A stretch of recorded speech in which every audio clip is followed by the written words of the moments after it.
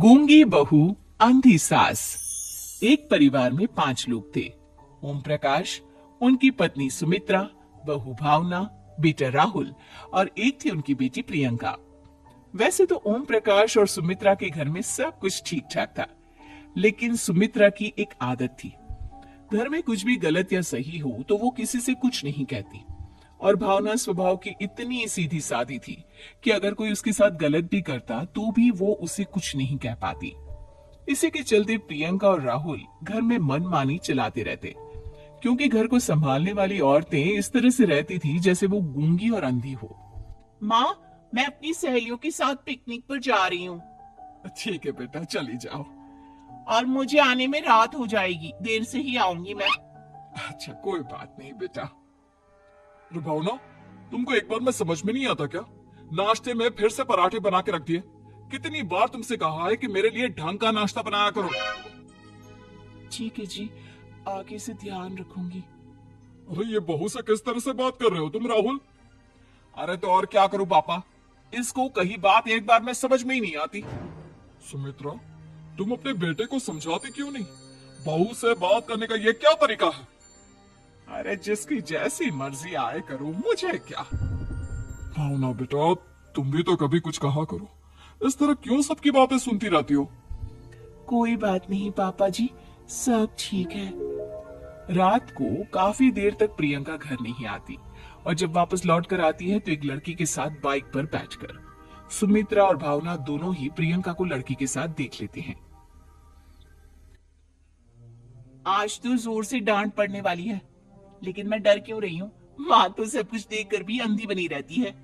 और रही बात भाभी की, वो किसी को कुछ नहीं बताने वाली। कहने को भगवान ने आवाज दी है, लेकिन गूंगी है गूंगी। अरे प्रियंका बेटा, इतनी रात को कॉलेज से लौट कर आ रही हो? कहाँ गई थी तुम? पापा, वो सहेली के घर पर थी, पढ़ाई करने के लिए रुक गई थी। अच्छा, ठीक है, जाओ अपने कमरे में जाओ और सो जाओ।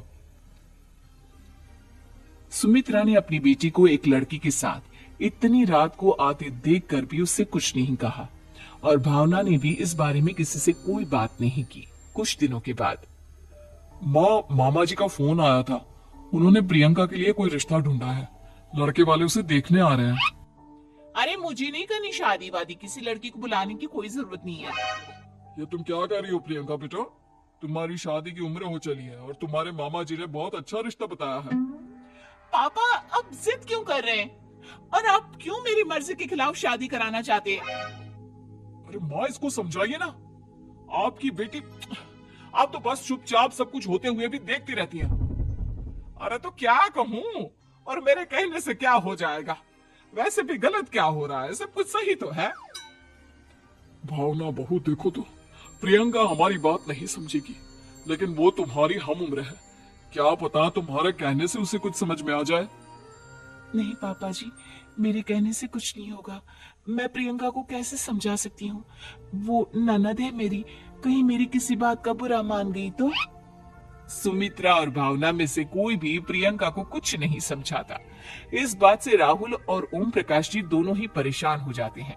और फिर जब लड़का प्रियंका को देखने के लिए आता है, मुझे आपकी बेटी बहुत पसंद है, मैं उसके साथ शादी करने के लिए तैयार हूँ। देखो, मुझे तुमसे शादी नहीं करनी, और ये बात जितनी जल्दी समझ में आ जाए अच्छा रहेगा। अरे तो फिर आप लोगों ने मुझे यहाँ बुलाया है क्यों? माफ कर दो बेटा, वो हमारी बेटी जरा गुस्से में है, हम उसे समझाने की कोशिश करते हैं। हाँ, देखिए आप नाराज मत होइए, वो तो उसने बस ऐसे ही कह दिया होगा। अरे कोई ऐसे ही कुछ कहता है क्या? और ये आपकी पत्नी और माँ, ये दोनों इस तरह चुपचाप क्यों बैठे हैं, जैसे इस घर के मेंबर ही ना हो? आपके घर में सब कुछ ठीक तो है ना? अरे सब कुछ ठीक है बेटा। सुमित्रा, समझाओ ना अपनी बेटी को। अरे क्या समझाऊं, क्या होगा समझाने से? सब ठीक ही तो हो रहा है, गलत क्या हो रहा है? भावना, प्रियंका को अंदर लेकर जाओ और उससे समझाओ कि कितना अच्छा रिश्ता है। इतना अच्छा लड़का है, इस तरह से बिहेव ना करे। नहीं जी, मैं किसी से कुछ नहीं कह सकती जी। अरे अजीब परिवार है, मुझे तो यहाँ से निकलना पड़ेगा। इस तरह से तो आपकी बेटी की शादी किसी से नहीं हो सकती। जिसके घर की औरतें गूंगी और अंधी बनकर बैठ जाए, उस घर का कुछ नहीं हो सकता। ओम प्रकाश और राहुल सुमित्रा और भावना की हरकतों की वजह से बहुत परेशान हो जाते हैं। एक दिन वो दोनों आपस में बात करते हैं। पापा, समझ में नहीं आता कि भावना और माँ को कैसे समझाया जाए। सही कहते हो बेटा, तुम और मैं काम के सिलसिले में सारा दिन घर के बाहर रहते हैं और घर की दोनों औरतें जिन्हें सारा घर संभालना चाहिए गूंगी और अंधी बनकर रखी है। पापा आप ही बताइए इसका क्या उपाय है। मेरी तो कुछ समझ में नहीं आता बेटा, लेकिन हमें कुछ तो करना पड़ेगा क्योंकि इन सब की वजह से प्रियंका बहुत ज्यादा बिगड़ती जा रही है। तुमने देखा उसे किस तरह से बिहेव किया था। अरे लेकिन पापा हम करेंगे क्या। हमें एक नाटक करना होगा। कुछ दिनों के लिए हम भी गूंगे और बहरे बन जाते हैं, उसके बाद इन दोनों औरतों को अकल आएगी। हाँ पापा, शायद आपकी बात ठीक है। हम दोनों हर बार बात को संभाल लेते हैं और इसी वजह से माँ और भावना कुछ भी करने की कोशिश ही नहीं करते। और फिर अगले दिन, भावना, नाश्ते में क्या बनाया है? जी पराठे बनाए हैं। मेरे लिए पोहा बना दो। अच्छा जी ठीक है, अभी बना देती हूँ जी। बहू, नाश्ते में क्या बनाया है? पापा जी पराठे हैं और पोहे बन रहे हैं।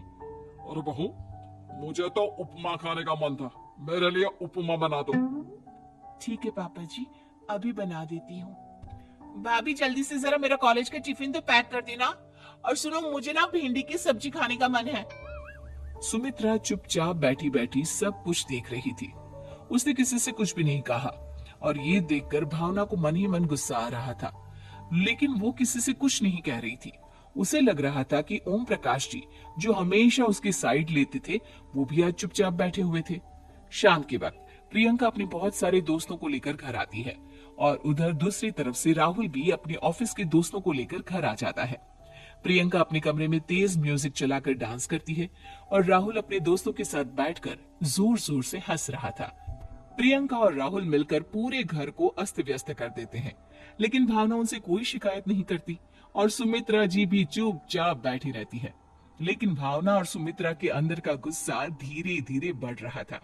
फिर रात को ओम प्रकाश और राहुल एक दूसरे से बातें करते हैं। पापा, हमने इतना कुछ किया फिर भी भावना कुछ बोलती ही नहीं और माँ भी कुछ गलत करने से किसी को रोकती ही नहीं।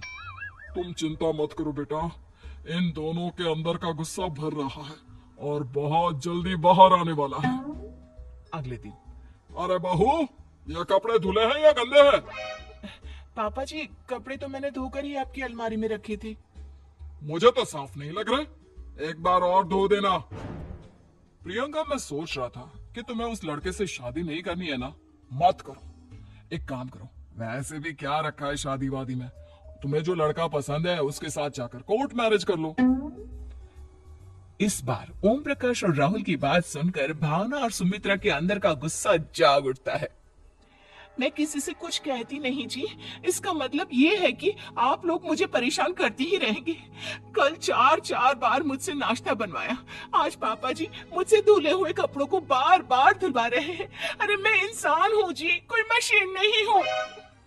तुम दोनों ने मिलकर इस घर की कैसी हालत बना दी है और अपनी बहन को भागकर शादी करने के लिए कह रहे हो।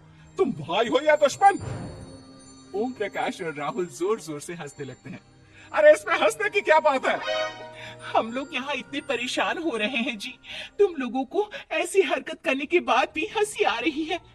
ये क्या कर रहे हैं जी आप दोनों? यही तो हम चाहते थे कि सुमित्रा तुम अंधी होकर ना बैठी रहो। घर में कुछ भी गलत हो तो उसे रोकने की कोशिश करो। और भावना, तुम अपने साथ हो रहे गलत व्यवहार पर भी कभी मुंह नहीं खोलती, ये सही बात नहीं है। मैं चाहता था कि तुम्हारी भी जुबान खुले, तुम गलत बात का विरोध करो।